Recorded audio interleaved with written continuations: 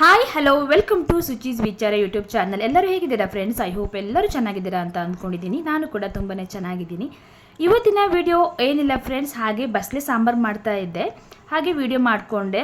ನಾನು ಹೇಗೆ ಮಾಡ್ತೀನಿ ಆಲ್ಮೋಸ್ಟ್ ಎಲ್ಲರಿಗೂ ಗೊತ್ತಿರುತ್ತೆ ಬಸ್ಲೆ ಸಾಂಬಾರು ಹೆಂಗೆ ಮಾಡೋದಂತ. ಆದ್ರೂ ನಾನು ಹೇಗೆ ಮಾಡ್ತೀನಿ ಆ ಥರ ನಾನು ಮಾಡೋದು ತುಂಬ ಸಿಂಪಲಾಗಿ ಮಾಡ್ತೀನಿ, ಬಟ್ ತುಂಬಾ ಚೆನ್ನಾಗಿರುತ್ತೆ. ಹಾಗೆ ಬಸ್ಲೆ ಸಾಂಬಾರು ನನ್ನ ಪ್ರಕಾರ ಇದು ವೀಕ್ಲಿ ಒನ್ಸ್ ಆದರೂ ತಿನ್ನಬೇಕು. ತುಂಬ ಹೆಲ್ದಿ ಸೊಪ್ಪಲ್ವಾ, ತುಂಬಾ ಹೆಲ್ದಿ ಇರುತ್ತೆ. ಸೊ ಇವತ್ತಿನ ವಿಡಿಯೋದಲ್ಲಿ ಬಸ್ಲೆ ಸಾಂಬಾರು ಹೇಗೆ ಮಾಡೋದಂತ ನೋಡೋಣ. ಸೊ ನೋಡಿಕೊಂಡು ಕ್ಲೀನ್ ಮಾಡ್ಕೋಬೇಕು. ಫಸ್ಟು ಎಲೆಗಳನ್ನೆಲ್ಲ ಸಪ್ರೇಟ್ ಮಾಡಿಕೊಂಡು ಕ್ಲೀನ್ ಮಾಡ್ಕೋಬೇಕು. ಹಾಗೆಯೇ ಒಂದು ಕುಕ್ಕರ್ಗೆ ನಾನು ಸ್ವಲ್ಪ ಹೆಸರುಬೇಳೆ ಹಾಕ್ಕೊಂಡೆ.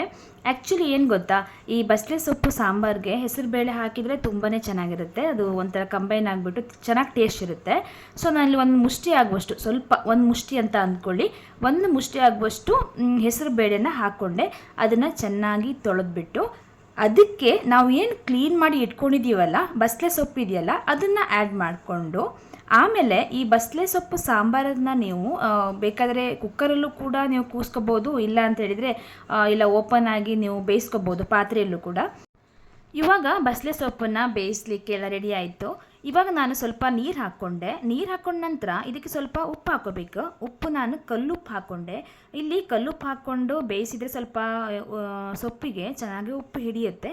ಆಮೇಲೆ ಕುಕ್ಕರನ್ನು ಲಿಡ್ಡನ್ನು ಕ್ಲೋಸ್ ಮಾಡಿ ಬೇಯಲಿಕ್ಕೆ ಇಡಿಯೋದು. ಇವಾಗ ಮಸಾಲೆ ರೆಡಿ ಮಾಡ್ಕೊಳ್ಳೋಣ. ಮಸಾಲೆಗೆ ಏನೆಲ್ಲ ಬೇಕು ರ್ಯಾಂಡಮಾಗಿ ಹೇಳ್ತೀನಿ ಕೇಳಿ. 1/4 ಚಮಚ ಮೆಂತ್ಯಕಾಳು, 1/4 ಚಮಚ ಜೀರಿಗೆ, ಹಾಗೆ 2 ಚಮಚ ಕೊತ್ತಂಬರಿ ಕಾಳು, 1/4 ಚಮಚ ಕಾಳುಮೆಣಸು ಬರುತ್ತಲ್ಲ ಅದು, ಹಾಗೆಯೇ ಅರ್ಧ ಚಮಚ ಉದ್ದಿನಬೇಳೆ, ಹಾಗೆ 7 ಬ್ಯಾಡಿಗೆ ಮೆಣಸು, 4 ಎಸ್ಲು ಬೆಳ್ಳುಳ್ಳಿ, ಅರ್ಧ ಈರುಳ್ಳಿ, ಹಾಗೆ 1 ಮುಷ್ಟಿ ಆಗುವಷ್ಟು ತೆಂಗಿನಕಾಯಿ. ಇಷ್ಟೇ ಹಾಕೋದು ನೋಡಿ.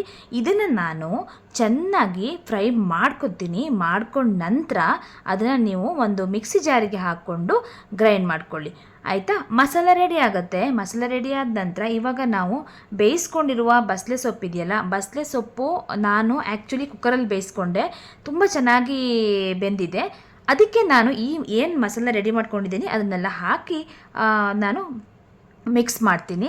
ಇವಾಗ ನೀವು ನೋಡ್ಕೊಳ್ಳಿ, ಎಷ್ಟು ನಿಮಗೆ ತುಂಬ ತೆಳ್ಳಗೆ ಬೇಕಂತಿದ್ರೆ ಸ್ವಲ್ಪ ನೀರು ಹಾಕ್ಕೊಳ್ಳಿ.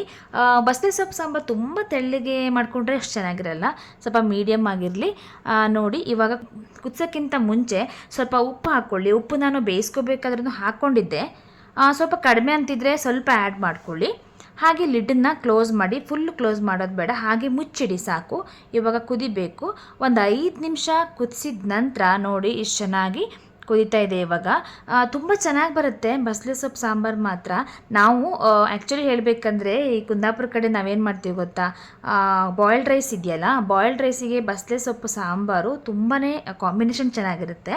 ಹಾಗೆ ನಾನಿಲ್ಲಿ ಬೌಲಿಗೆ ಸರ್ವ್ ಮಾಡಿದ್ದೀನಿ. ತುಂಬ ಸಿಂಪಲಾಗಿ ಮಾಡ್ಬೋದು, ಇದೇನು ದೊಡ್ಡ ಕೆಲಸ ಏನಿಲ್ಲ.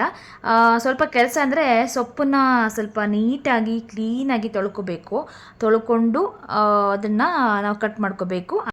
ಸೊ ಬಸ್ಲೆ ಸೊಪ್ಪು ಸಾಂಬಾರು ಈ ರೀತಿ ನಾನು ರೆಡಿ ಮಾಡೋದು. ನಾನು ಹೇಗೆ ಮಾಡ್ತೀನಿ ಆ ರೀತಿ ನಾನು ಮಾಡಿ ತೋರಿಸಿದ್ದೀನಿ. ಇದಕ್ಕಿಂತ ಚೆನ್ನಾಗಿ ಕೂಡ ಮಾಡ್ಬೋದು. ಇಲ್ಲಿ ನಾನು ಸಾಂಬಾರೆಲ್ಲ ಆದ ನಂತರ ನನ್ನ ಮಗಳು ಬಂದು ಏನೇನೋ ಹೇಳ್ತಿದ್ದಾಳೆ, ಅದೊಂದು ಕ್ಲಿಪ್ ಹಾಕಿದ್ದೀನಿ, ನೋಡ್ಕೊಂಬನ್ನಿ.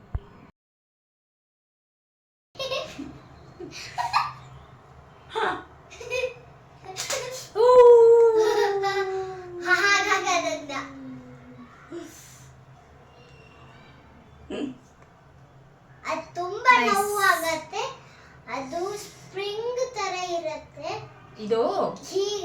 ಇದು ನನ್ನ ಮಗಳಿಗೆ ಅವಳ ಫ್ರೆಂಡ್ ಕೊಟ್ಟಿದ್ದು. ಆ್ಯಕ್ಚುಲಿ ಅವಳು she is best friend, so ಅವಳು ಕೊಟ್ಟಿದ್ದಂತೆ. ಇಟ್ಸ್ ನೈಸ್, ಚೆನ್ನಾಗಿದೆ. ಲೈಟ್ ಬರುತ್ತೆ ಅದರಲ್ಲಿ ನೋಡಿ. ನನಗೆ ಹೇಗಾಗತ್ತೆ, ಇದಕ್ಕಿಂತ ನನಗೆ ಜಾಸ್ತಿ ನೋವಾಗೋದು ನೋಡಿ.